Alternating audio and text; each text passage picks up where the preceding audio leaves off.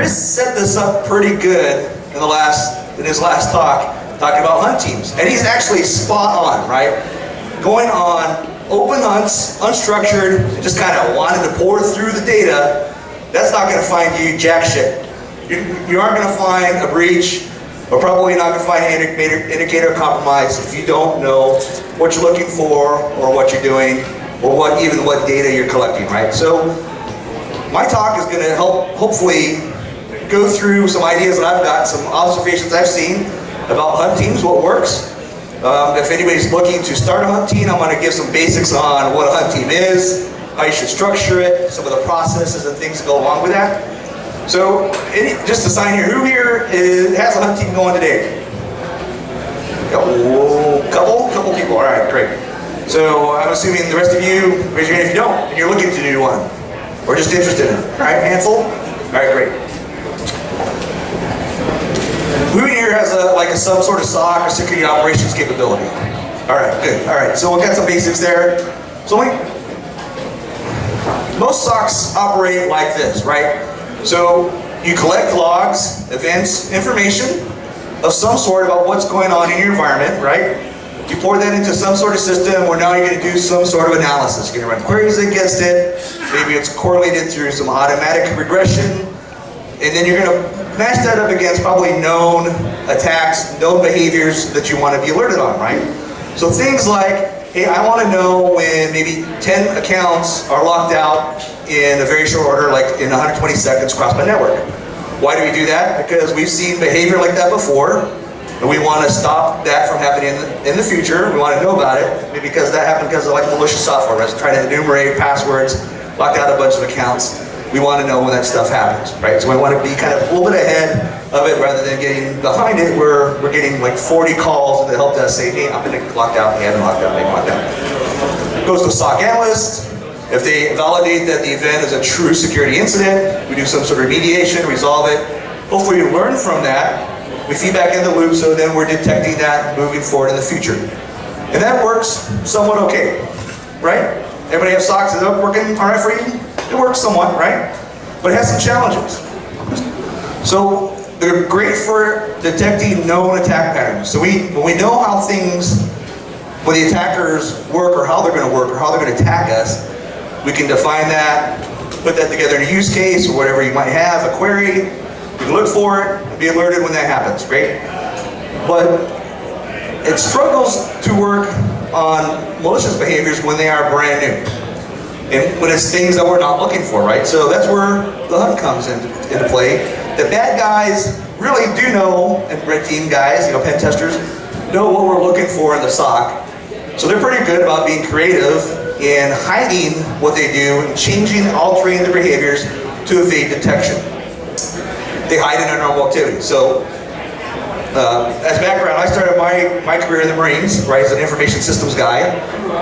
We had a SOC. And one of the first SOCs in the world, I remember implementing gauntlet firewalls in the Marines and pissing a lot of people off. And it was good, but we operated from 07:30 in the morning to 16:30 at night, and kind of went home on weekends, right? When did the bad guys do their stuff? Well, they did it when we weren't looking, right? They did it from 16:30 in the afternoon to 7:30 the next morning, or on the weekends where they had like 24 or 30 hours to go across our network, right? So we got smart, we're like, hey, maybe we should go 24/7 so we can catch the guys as they're doing stuff on the weekends. That's good. So the bad guys, again, just changed their behavior. Now they're really mixing in with the peak of our traffic, right? So when are they probably doing their most work in an environment? Probably like on Monday at noon when people are surfing Facebook. It's easy to, when your internet traffic spikes, right? It's easy to exfiltrate data. It's easy to hide in the network traffic flows that are going on. So our traditional SOCs, they do have their challenges and their shortfalls. And I think this probably gives a good idea on how good our SOCs are doing, right? Everybody probably should be aware of this, that it's almost like 5 months to detect malicious behavior or breach on your network. And the majority of the time, someone's going to let you know about it. So that's probably not good, right? So your SOC, if anybody's going to grade it, maybe a C, maybe a C minus, maybe a D minus. So there's a lot of challenges, a lot of headwinds working against our SOCs today. And We know that they're there. In fact, this guy, the latest person to get canned on Trump's new show, The Apprentice at the White House, right? So he got fired, the latest guy. But he said it right. He said that most companies have been breached, and they know about it, or breached and they don't know about it. And this is pretty much the way that the environment we operate in today. So this is where threat hunting comes into play. We know that they are probably there. We know that they're going to evade the ways that we're searching for them, right? They're going to put tactics in place to evade our search patterns.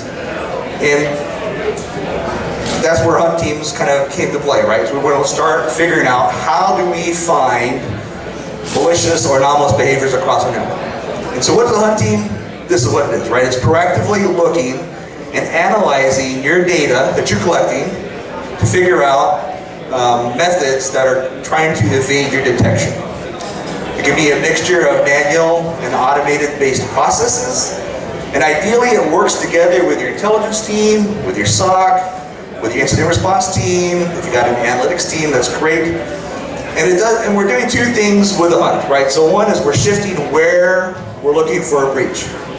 So before we used to be kind of way at the far end of the streams of data, right? We had secure devices, very event-based, and we can look for things and say, hey, maybe a firewall deny event, we'll go investigate that.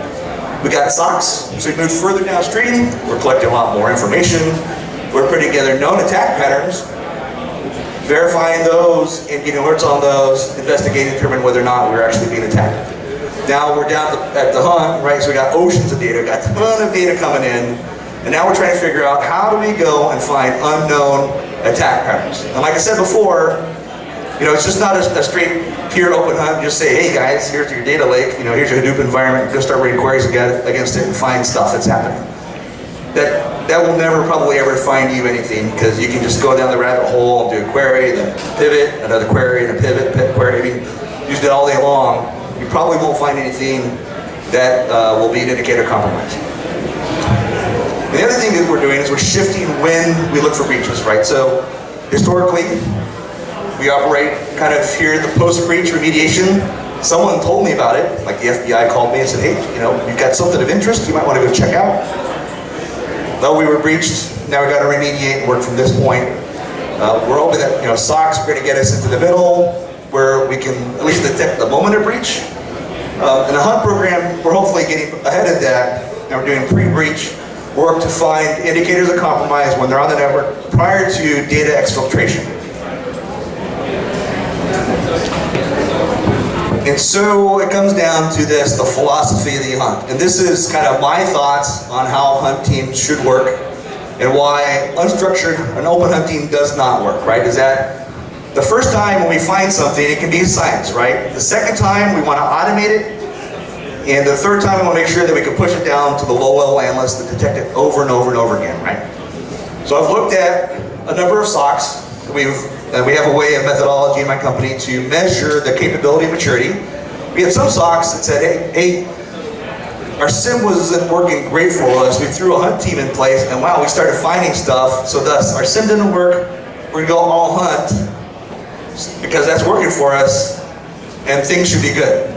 Unfortunately, we found that those organizations actually went backwards in their capability and maturity.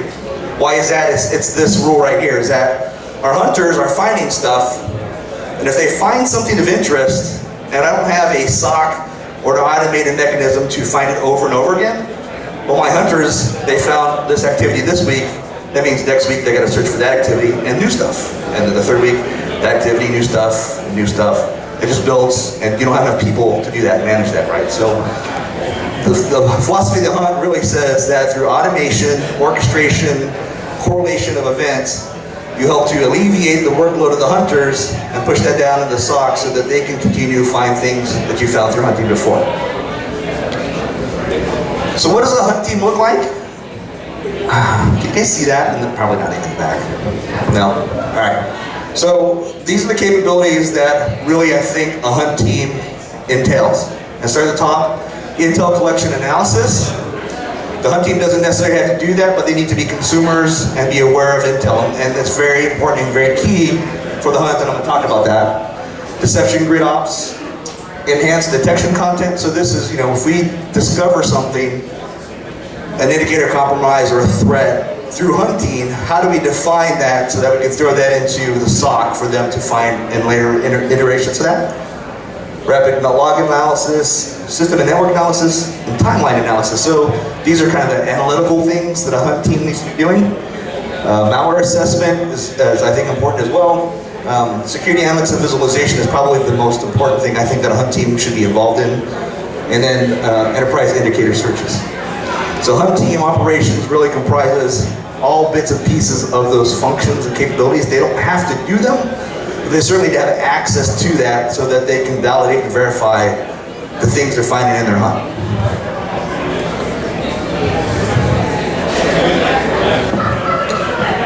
So there are three focus areas that I like to define when it comes to a hunt team, right? And they operate in threat intelligence, in root cause analysis, and the hunting itself. I'm only talking about two. I'm really not going to talk about root cause analysis today, but cyber threat intelligence is important. Like I said earlier, an open search isn't really going to find you what you're looking for. You really need to have some sort of direction, your guidance, and understanding of what you collect, what you're looking for, what's important to you from a risk perspective, and think about, okay, if I was an attacker and I was going to attack this asset, how would I do that knowing what I monitor today, maybe what I don't monitor today, what data I'm collecting, and how can I find that behavior if I start looking for it? And that all starts with threat intelligence. So I like quotes on Sun Tzu, and I know there's a couple Marines in here, right? We have to read Sun Tzu, right? So warfare is based on deception. So when we are operating somewhere, if we're operating close, we want the bad guy to think that we're operating far away. If we're operating far away, we want the bad guys to think that we're operating close, right? When we're active, we don't have to think that we're not active. Where we are able to attack, we want them to think that we're not ready for them. And that's what intelligence is about. So it's really allowing us to plan and strategize on our defensive posture based on the things they're doing. We want to really eliminate or reduce as much uncertainty as we can through intelligence. Now, counterintelligence is a little bit different, right? It's knowing and manipulating the intelligence capabilities of the adversary. So I don't know that there's probably a lot of organizations that have counterintelligence teams. Anybody do that? Counterintel? Probably not the cyber sector, right, or the private sector. I know the military does, and things like the NSA, CIA, those guys do that, right? So I know of one bank that works kind of in this area, but there are very few that do cyber or counterintelligence rather. So that gets into the hunting and how do we hunt. So this is the problem, right? We've got the needle in the haystack. We've got a ton of data, we're collecting it, and we need a structured way to go through and find attack patterns happening in our environment. So when it comes to threat hunting 101, I think there's two ways of doing it. I consider that we have the structured approach, right? We ask analytical questions about the data we have, where we have an expected outcome, right? And then we go and establish a hypothesis and search for those indicators. The other one is unstructured, and this really comes when this is not open hunting, right? But unstructured hunting really comes where we are looking at data sets without necessarily an expected outcome, but we're doing it with a security focus. And this is where things like behavioral analytics comes into play, right? Where through automation, we can look at a process and over a given amount of time determine what's expected behavior, right? So we could look at things like, say, maybe clerks and accounts payable. Clerks and accounts payable will access probably the same types of systems, the same types of things, access the same type of data as one another, right? So we can compare them against their peer group. We know they probably will all have authorization level for financial transactions, so we can baseline and understand their behavior. When someone does something different, like, hey, maybe all the clerks and account payable will approve purchase orders for payment up to $50,000. All of a sudden we see one that comes in through for $200,000. While by policy that might be allowed, but by practice it doesn't normally happen, that's something we want to go investigate, right? So we have that behavior pattern that we can look at and say, hey, this was not normal. We need to go figure out and see if this was malicious in fact or not. And again, goal setting versus the open hunt. Both are interesting, but only one really finds breaches. So let's talk about structured hunting.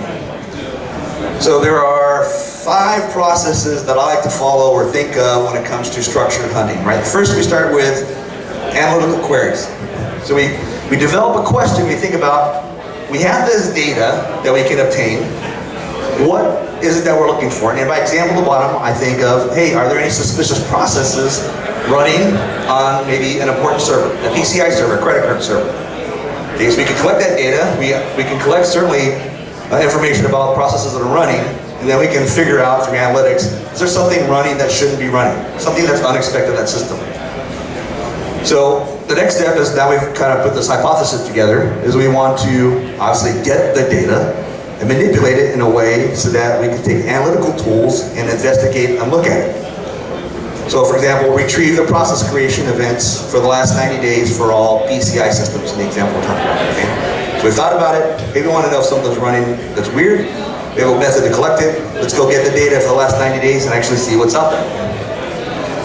Next is visualization. So human mind is great at looking at a visual and understanding that, right? Machines can't quite do that. We can run queries, they can do all sorts of mathematical analysis, but you know, the picture is 1,000 words. Saying means it really means a lot, right? We can look at something and automatically, almost instantaneously, see patterns, see something that's out of normal, depending on the visualization you select. So that's important, right? So select the visualization that's going to get you the data presented in a way that's going to help you find out answers to the question that you have, right? So, for example, we want to try and process events that are running. We grab 90 days worth. What's the best visualization to figure out what processes that are outliers in the last 90 days? It could be a bar graph, it could be a timeline graph, it could be a graph of processes, right? Instances of those running. So we construct the visualization and create the data, and then hopefully we've got some sort of analytical conclusions that say, hey, we looked at the data, we visualized it, maybe we poured into it deeper, looked at it again, and we started to find things that are interesting for us. So, example, the conclusion is that, hey, we got all this data, we put a constellation chart together, we found a couple of processes that were running that weren't running on any other systems. So part of our baseline, part of our status behavior, or things that just were anomalous and not there before. Remember, this was not an open hunt. This was sitting down and thinking through, what data do I collect? What's important to me? PCI systems. How can I look at PCI systems to see if they're indicators of compromise? Well, hey, let me look at the processes that are running, because we know that, hey, people want to throw malicious software on there. If there's something different about that machine, we would want to know about it, and we can pull it in, right? We don't have necessarily a use case built on this, but we certainly can build a hunt team to go look at this. And now we can build a use case that says, hey, I want to look for new processes that spin up against these systems, perhaps. So how do we start? Well, hopefully, you're not going to boil the ocean, so we want to start pretty easy. Teddy Roosevelt said, hey, do what you can with what you have where you are today. So some of you are collecting logs and putting them into some sort of log collection system. Can you query against that? Can you extract that? Do you have access to Excel? I mean, Excel is a great tool for manipulating data and putting some basic visualizations in place, right? Can you extract that, put it into Excel, and run your queries that we just did? Yeah, that's probably actually a pretty easy thing to do. You don't need, things like Vertica or maybe even Elk to get started with threat hunting. So you want to start small and easy with the data that you have. You can make the big data small, right, by prototyping. So for example, in the last example, we're looking at PCI systems. Well, we probably have event logs going back 12, 13, 14 months, but we took a subset of 90 days just to see if we can validate our hypothesis, right? If we validate the hypothesis, we can certainly go back further, right? But it's easy to manipulate and work with 90 days worth of data, much easier than it is to do a year's worth of data, right? So we can prototype the data, we can make the data set smaller, we can work with the tools we have, things like Excel. We can use sampling techniques. Now you can sample the data, but be aware of something called biasing. Does anybody know what data biasing is? No one does? You do? What is data biasing? Put you on the spot.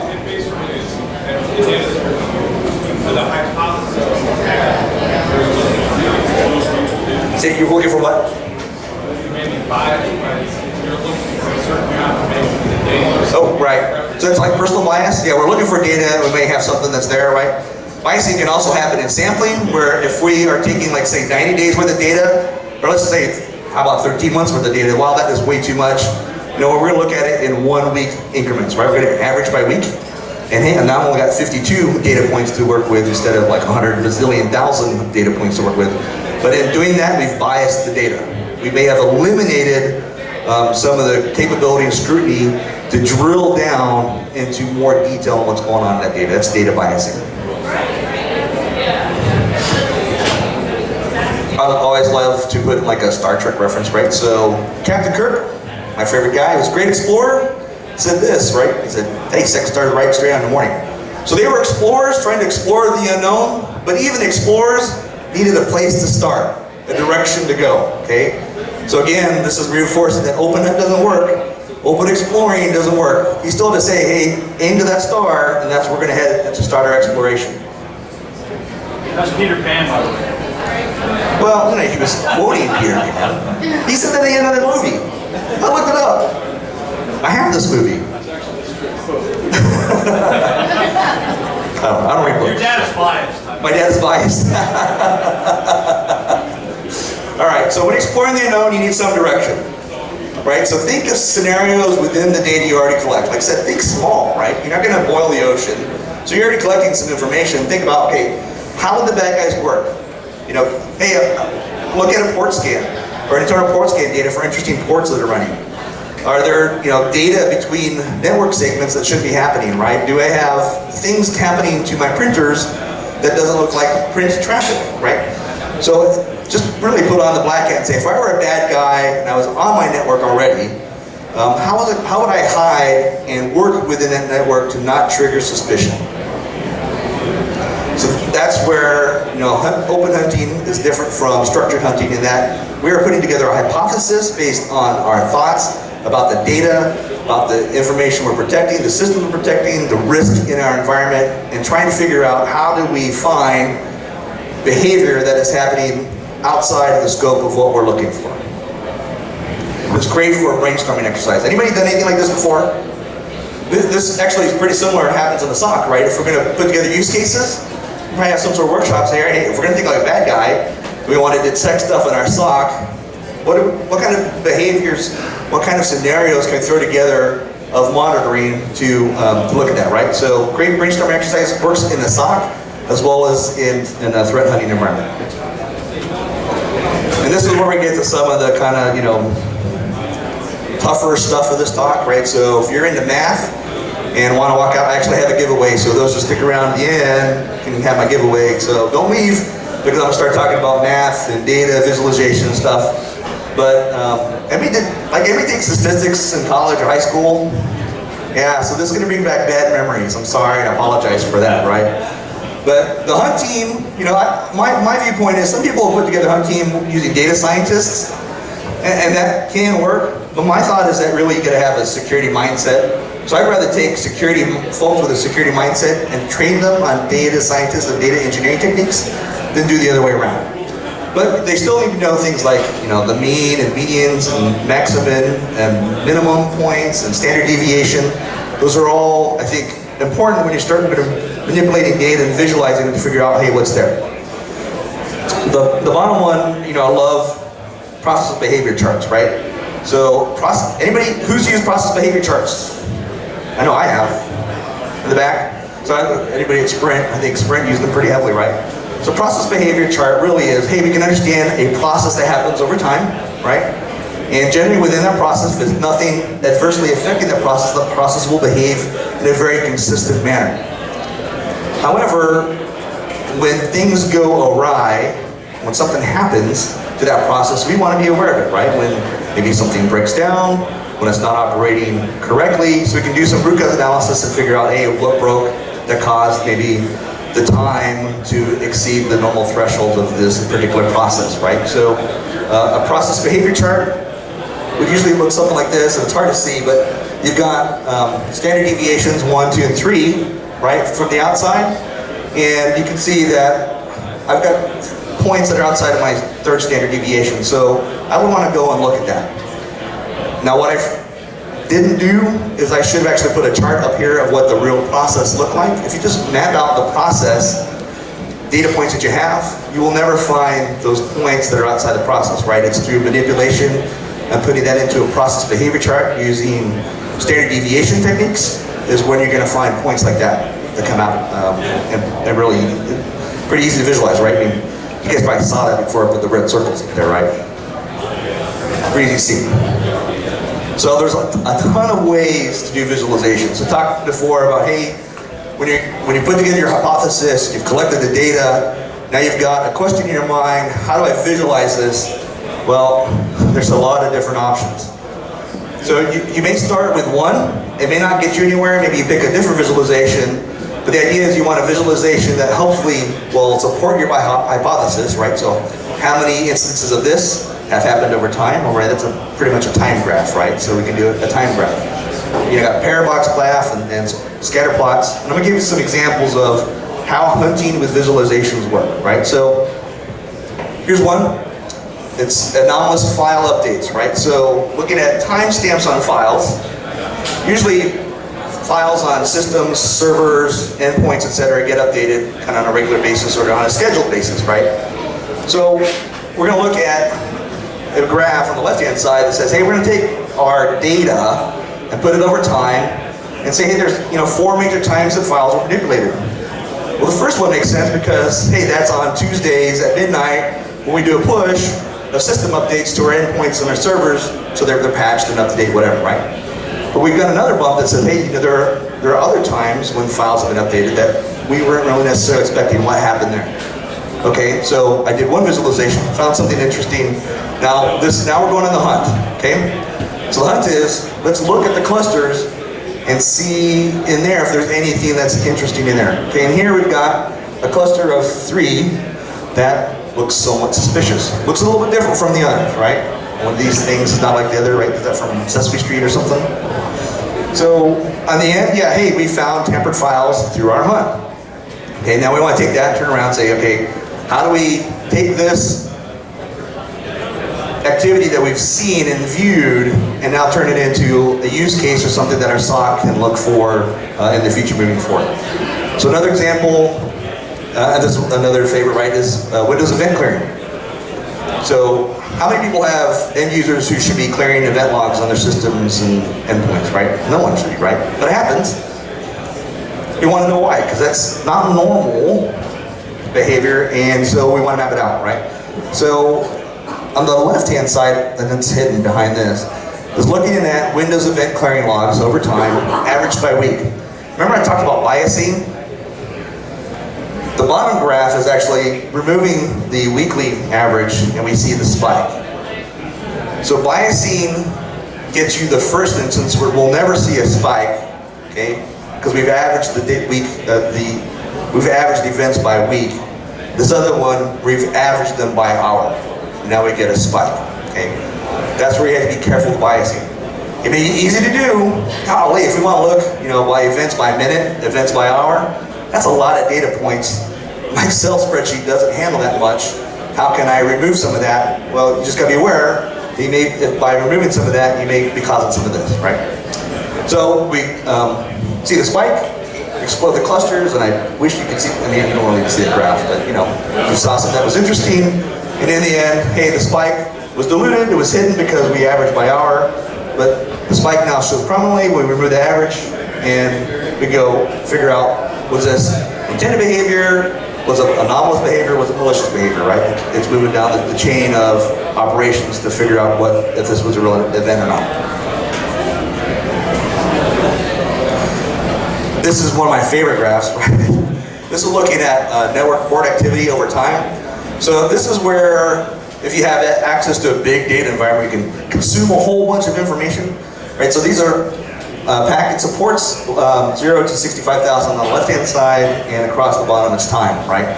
So this is every time that we've seen a packet of data across our network hit a port on a firewall. A lot of data in this graph, right? Visualize it, okay? We'll put up a hit that says, all right, ports over time, each data point represents a hit against that port. We can also color code and say, hey, well, color coded by IP. So visually, we're starting to see some stuff in this graph that maybe machine learning or query is not going to get at, right? So now we can see, wow, there's a lot of stuff that happens, across certain subnets. If we color it by IPs, these are all the same.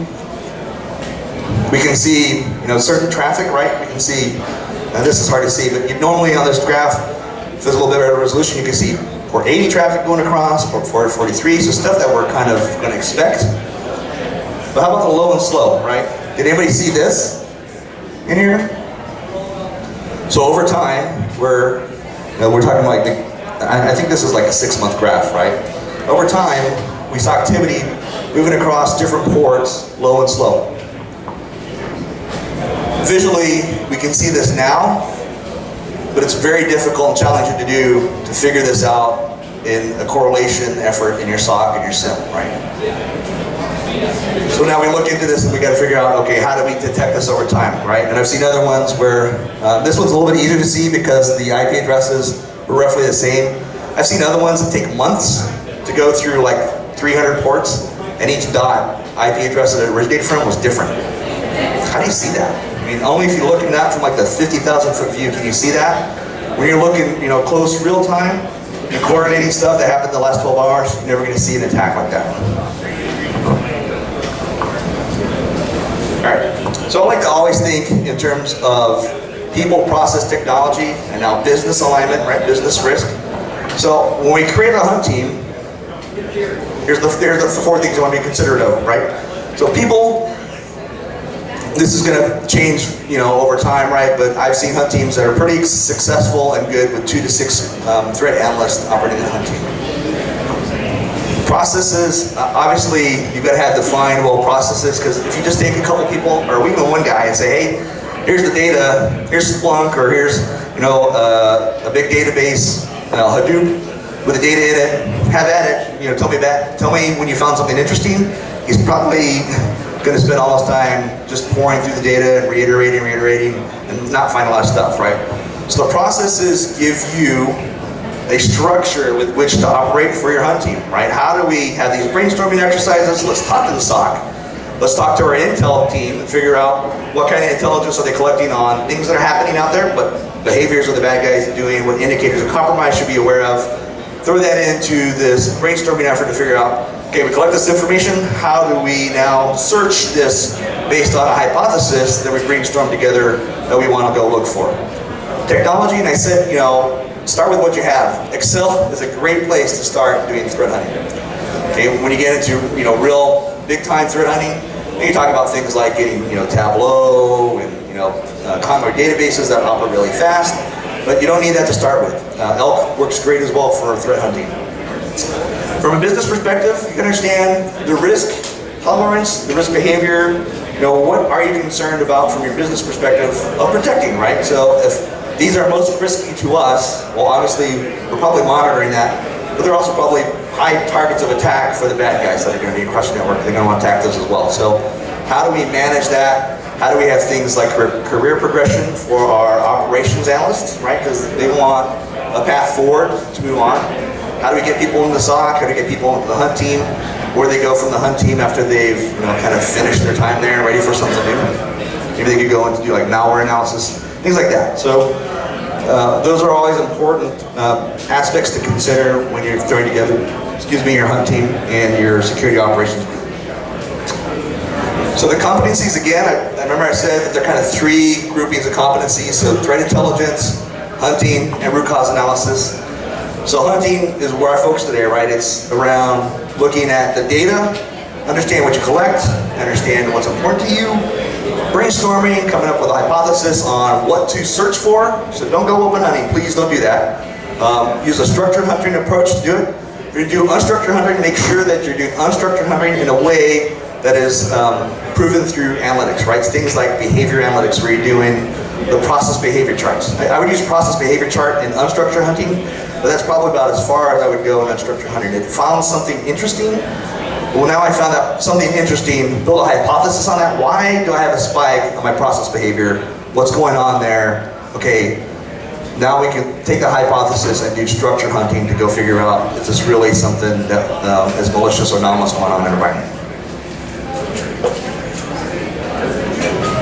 questions about hunting or threat hunting? Chris left, so I guess, I don't know. Yeah.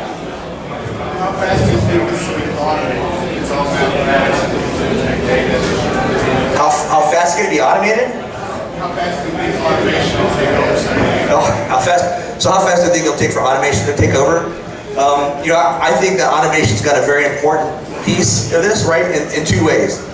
One of it, I think automation is critical for taking the things you find in hunting and finding it over and over and over again, right?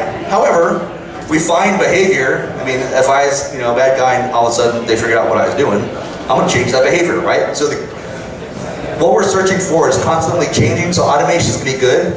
Automation can help us doing things like behavior analytics, right? We're gonna look at behaviors over time. But even then, that's got a challenge, right? There's bias in that too, right? If I've got malicious behavior going in as part of my normal behavior that I'm trying to baseline, I just baseline malicious behavior, right? So I don't think automation is ever going to be the key to solving the problem. There's got to be human interaction in there at some point. What else? Yeah. Yeah, is the elimination of bias, is that something you want to be iteratively repeating in every data set to analyze if it's bias in the first place, and then to sort of like like you had mentioned, when you did by week, average by week, you're not seeing the spike. When you drill down to average by hour, you didn't see that. Is that something you want to repeat on your data sets? Yeah, so the question is, the problem with bias, right? Is that something you want? Is that something you can eliminate or work with, or? Do you want to use bias as an analysis tool? Oh, can you use bias as an analysis tool? Well, absolutely, right? So I said start with what you have, but you got to be aware of where bias may happen, right? So I'm looking at a large data set. Obviously, I'm trying to pull it into Excel, or even do something in like Tableau. It takes a lot of processing power to process a lot of data points, particularly when there's a lot of cardinality. So cardinality being like in a column, unique instances of that, right? So a column with low cardinality might be one that is gender, male, female. That's two values. I could have a bazillion rows of that, and my cardinality is going to be very, very low. Okay, maybe user ID cardinality, it's going to be very high because each instance is going to be unique, right? So you're going to be aware of cardinality and be aware of bias when you're looking at the data, right? So if I've taken data, I've subsetted it, or I've averaged it, you're introducing bias. You just got to be aware of where that bias may be. So how do you avoid the bias? You do things that maybe break it up, right? So instead of averaging by day or by hour, if I know that I've averaged by day, well, I may go and look at individual days by hour to eliminate that bias. Just know that's there. Anything else? All right, so I have a giveaway. These are, it's a Windows tablet, so I don't know if anybody really wants it, but here's what I thought we would do, is let's just have a huge room of paper, rock, scissors contest. So at the end, we should have one person standing. So everybody stand up. Find your neighbor next to you. Because I know everybody here wants a Windows tablet, right? So Rock, paper, scissors, live in spot, right? no, it's just rock, paper, scissors, go, right? So ready? Everybody go. Well, gotta find a partner, you guys. It's a face off. So if you lose, sit down.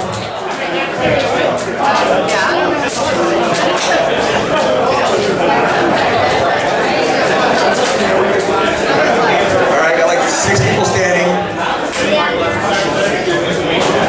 All right, who's standing? Who's standing? Come up here to the front if you're standing.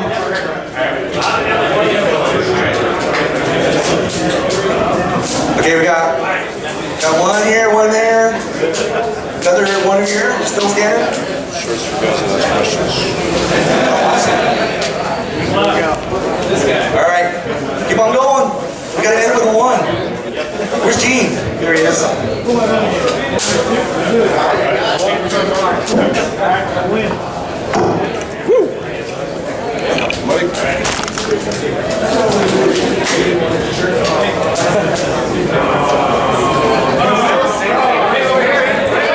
Showdown, right? It's a showdown right now. You still standing?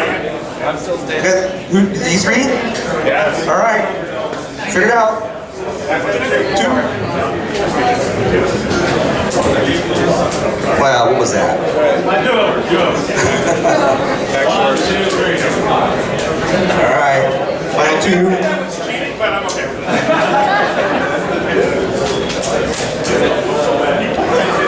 All right, here goes Windows, but you can put Android on it. Congrats. Thanks for sticking around to the end. Thanks, everybody.